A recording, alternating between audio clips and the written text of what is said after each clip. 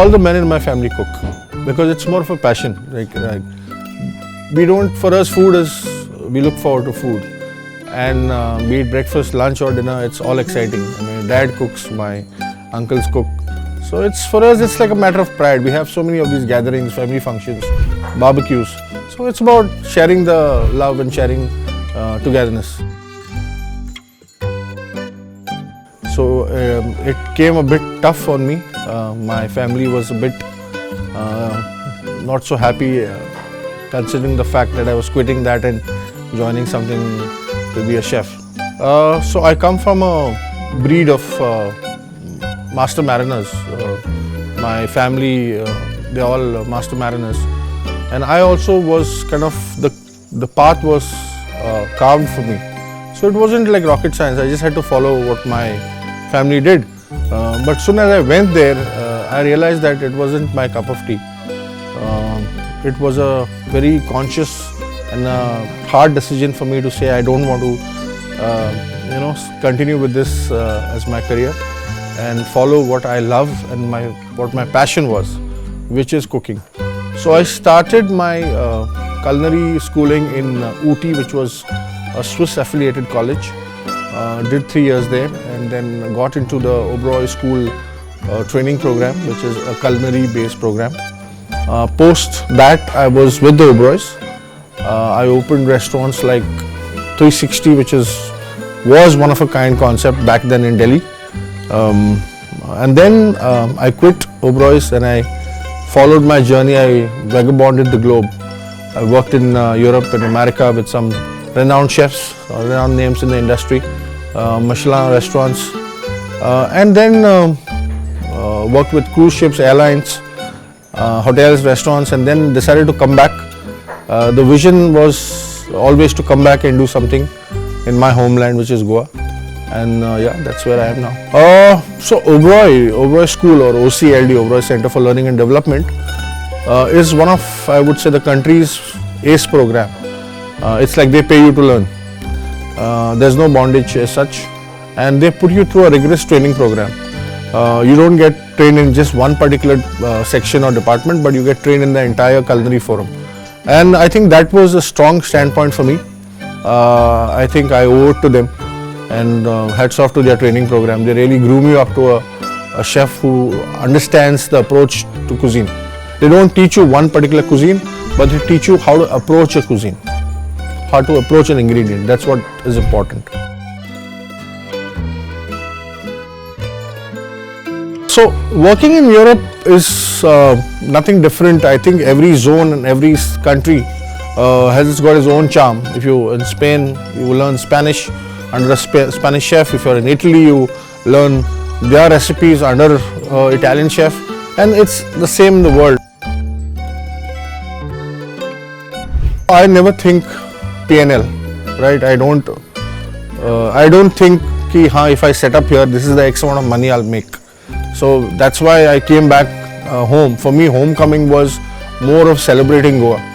I wanted to get all these concepts, what I've learned, all the techniques what I've learned, and celebrate it with my own mother cuisine. So yes, if I had to pursue my current job, I would have been 10x times richer than what I am today, but I'm happier.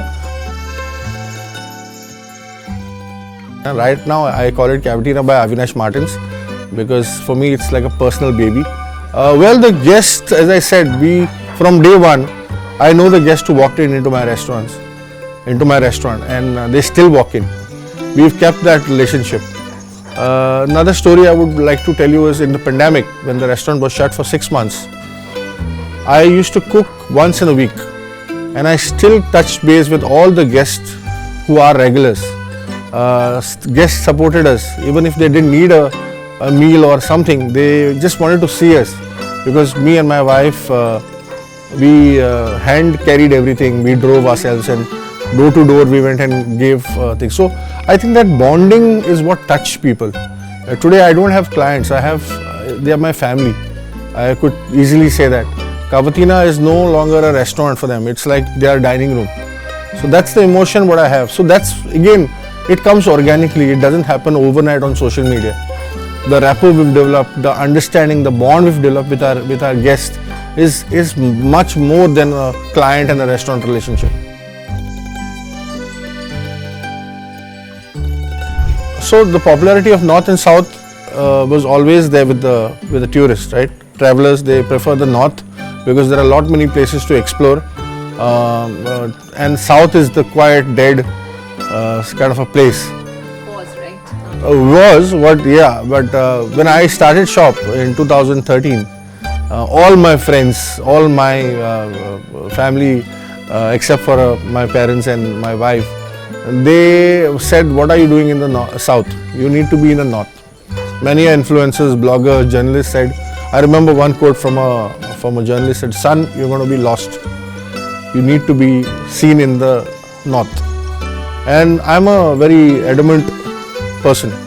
If I make up my mind that no, I will be in the South and make sure that my guests will come from the whatever corners of India, they will come. I had to go through a lot of hurdles and challenges. One, definitely the North-South factor. If you had a footfall of 100 guests in the North, I would have a footfall of maybe 30 guests in the South. Again, seasonality. In the rains, it's totally dead in the South. And I chose a location which is not right in the center in the South too. It's very inwards. So you need to make your way to know where I am. I also didn't get into social media. I think my social media presence is 2019. So whatever I did was 100% organic. The guest who entered was my only source of marketing and publicity. He's the one who went about and told other friends of his, saying that, "Hey, listen, there's a restaurant which is opened up and you need to go and check it out." So yes, for me, these were the hurdles. The ingredients were the hurdles. Being in Goa, you don't get the ingredients what rest of the India enjoys. So I opened a world cuisine restaurant, not European. So I did a bit of Southeast Asia, which included Japan, Thai, Vietnamese, bit of Korean. Then there was Mexican into it. There was Western, Italian, and of course a bit of Goan. So I didn't want to risk the factor that guests come in and saying, "Hey, listen, I don't have anything for me." So I kind of played it safe. I would admit that. It was not like a big book menu. It was a very short menu, but I kept changing the dishes every 6 months so that whoever came in the next time, he would find some changes in the menu. If people knew where I was, they were not sure what I was serving. It was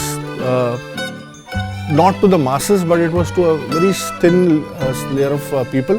I think it wasn't like a commercial restaurant where I had a full seating. In a day, I used to have like maybe 2-3 tables in the beginning. But then it leaps and bounds, it kind of grew very organically. And then I saw year after year the client base becoming more wider and wider. So it's like a steady growth. So since it was world cuisine, I had to depend on a lot of imported ingredients. And the cost of ingredients was quite a question mark. Some dishes when I started, I remember just selling it on like a no profit thing because I had to have them on the menu. A salmon, for example, was the highest priced in terms of the cost. And if I had to do a 2x factor to it or 3x factor, I don't think any of the clients would take it because my restaurant looked fine dining, but the pricing wasn't fine dining. It was very pocket friendly. It was, I would say, very reasonable priced. And I remember for the first 3 years, I have not changed the pricing of anything on the menu, just to maintain that relationship. Also to make sure that our clients feel that we care for them. I always went and say, "Please try this. This is a new dish on the menu," or give them a certain small discount. So that's how I've kind of evolved. I didn't have any easy diners. Yes, so pandemic hit us. I was hit the most because I used to depend on New Zealand lamb rack. I had Alaskan salmon. I had ahi tuna from Japan. I had a duck which was coming from Thailand. I had scallops which were coming from US. So I would say 3/4 of my menu was world cuisine. Pandemic struck, all the supplies got cut, and I had a 6 month of a gap with me. And in that gap is where Cavatina 2.0 was reborn. the 2.0 came up, and I said that, what am I going to do sitting at home? Let me explore my village. Let me explore Goa. So in the first month of pandemic, we were all scared, what will happen. And slowly the confidence came in. Goa was still safe in green zone, I remember. And we used to go to villages. I went to fishermen's villages. I spoke to them. It was also very a factor that there was no certainty when the pandemic would end. So there were all sustainable practices which were practiced. Nothing was thrown out. Because everything became like a very scarce commodity all of a sudden. So that taught us a lot of things. I went to the farmers. I asked them, what are you all growing? Spoke about what grows seasonally, what grows throughout the year. So these stories I picked up, and I think by the end of 6 months, I had a treasure trove of stories which I wanted to express in the form of food and stories of the people of Goa. I said, this is going to change the entire thing. There was a big risk I took because, again, from world cuisine to doing local is a big paradigm shift in my entire story, in my entire cuisine, which a risk I was willing to take because I felt the love from within. It was like a heart-touching thing which I had to express to my guests. Today I stand tall, loud and proud because I celebrate my own cuisine. I talk about the stories of our own land, and I think that is what has caught on to the outsider, to a person who visits Goa. He wants to know what Avinash Martins is doing. He knows that Avinash Martins celebrates his own land, and that is what has got me on the limelight. So I think there's a change in the diner today. The diner wants experience, and what better than a spot like this, my farm, which is away from the city, away from connectivity, which gives you a true piece of the pie, how the village people live. I mean, they've been living here since my forefathers' days, without electricity, growing, foraging, raising livestock, living off the land. And that's what the diners get to experience here. When you come here, you get mesmerized by the surroundings. You wonder, wow, do people live here? And the answer is yes, people did live here, lived a healthy life. The water is without any chemicals, which is spring water. The air is 110% pure air. You're breathing, absolutely good oxygen air. The base kitchen turned out to be a spot where people said we want to dine there. So that's a beautiful transformation what happened post-pandemic. I do a lot of these cooking methods and techniques which are not confined to the restaurant. Like I do smoking of my meats. I do aging of my meats. Even the masalas in the restaurant are not with the mixie grinder. I use a stone. So this was my experimentative kitchen, or the lab you could say, where I use a lot of these smoking and grinding, and these were taken from here. They were taken to the restaurant and then used there. Also, Kavatin is a small space. People, I feel, just kind of put our food as spicy. When I say spicy, it's chili hot spicy. It's either we can't handle too spicy food, chef. It's Goan food is meant to be burning your palate and your tongue and stuff like that. And I always get to hear that it's about the vindalus and a few shakudis and reshados. I think Goan food is a kaleidoscope of flavors. There are various communities which contribute to what Goan cuisine is all about. It's the Indo-Portuguese culture, the Catholic culture's food. It's the Saraswat Hindus' food. It's the Bahujans' food, who are the non-Saraswats. And there are the natives of the land, which are the aboriginals, Vedip, Dangars, Gaonkars, who've been here centuries and centuries ago. So it's their contribution to what they've got on the table. Today you go to a farmer who's either a Vedip, his curry is going to be totally different than a Saraswat's curry. A Saraswat's curry will be totally different from a Catholic's curry. So there are so many nuances into the ingredients itself. Like for example, the tribes, they don't use oil in their food. In a form of fat, they would use kokum fat, which is oil.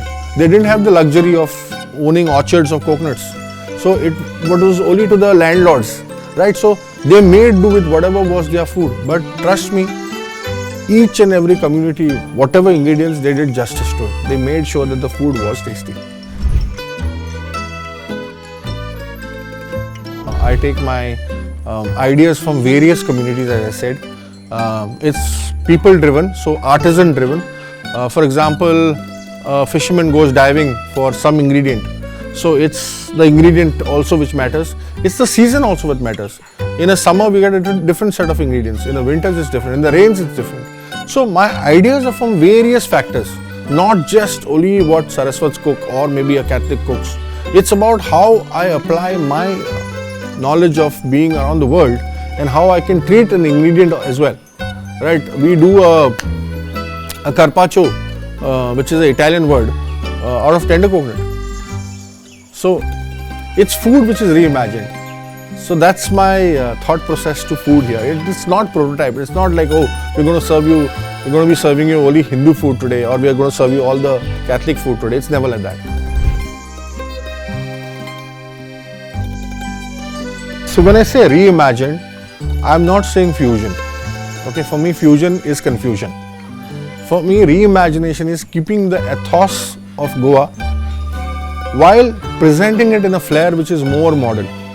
Classic example is a tender coconut carpaccio which I do. Now carpaccio sounds Italian, but what I do with tender coconut is I use the malai, the very young tender coconut, and then we use 3 different sauces which acts like a color palette on your plate, a burst of colors. There is a soul curry which we do, which is pink. There is an amras which we do, which is like a orange vermilion, and there is a saffron leche de tigre with turmeric, which is yellow. And then we do splatters of microgreens and flowers and edible flowers and all. So if you see, the ingredients what have gone into it are all Goan. Soul curry is Goan. Your amras is Goan, right? I'm calling leche de tigre, but I'm reducing the coconut milk into it, adding turmeric and giving it a foreign name. But the ingredients, the names are all Goan. So that's my approach to food. Food, yes, the ethos remains Goa, but this boundaryless, there's no boundaries to it that, you know, I'm going to be serving you this particular thing. India has definitely evolved. I think in the last 10 years, I definitely see a shift in the way the diner and the behavior of the guest. He's a well-traveled guest and he knows his food. I think micro cuisines is the next, I would say, in thing for India, and how chefs like us who've traveled the world and come back and how we showcase our micro cuisine is what the guest wants to know. The guest or the diner of today is not happy just with a multi-cuisine menu of a 5-star hotel. He wants to step out of the 5-star hotel and he wants to know the story, the region, the season, and he wants to know the person behind not just the food but behind the ingredient. That's a fantastic change. I think the diner is more sensitive to what he's eating compared to the yesteryears. I feel about 60 years back, my grandmother's tenure of life was the best way of sustainable living. They lived in villages. They did grow everything whatever was there. They had their own livestock, they had their poultry, they had their dairy, they had everything growing, right from onions to everything was grown. There was nothing which was kind of imported or something. And I think that is the greatest example I learnt in the pandemic. I discovered things that were a wow for me, right? There was zero imports. How our ancestors made use of yesterday's leftover curry. Even the rice which was leftover was used as a probiotic drink the next day called kanji. And there were pigs which were red, there were livestock which was red. So whatever was excess, you didn't chuck it out. It was fed to them. So I think that phase is just mesmerized me. This concept of what we call farm to table. We always were a farm to table. There were no fridges. Right? Fridges came about 40-50 years back. So before that, what was happening? Everything was farm to table. Whatever you grew, whatever you kind of reaped off, you ate it and you served it. You served it and ate it. So I think that was something which kind of I had to pinch myself and saying, hey, this is what our ancestors did in a most beautiful way. Carbon emissions were zero, right? Everything was done manually. Even the fields today, I deal with the farmers.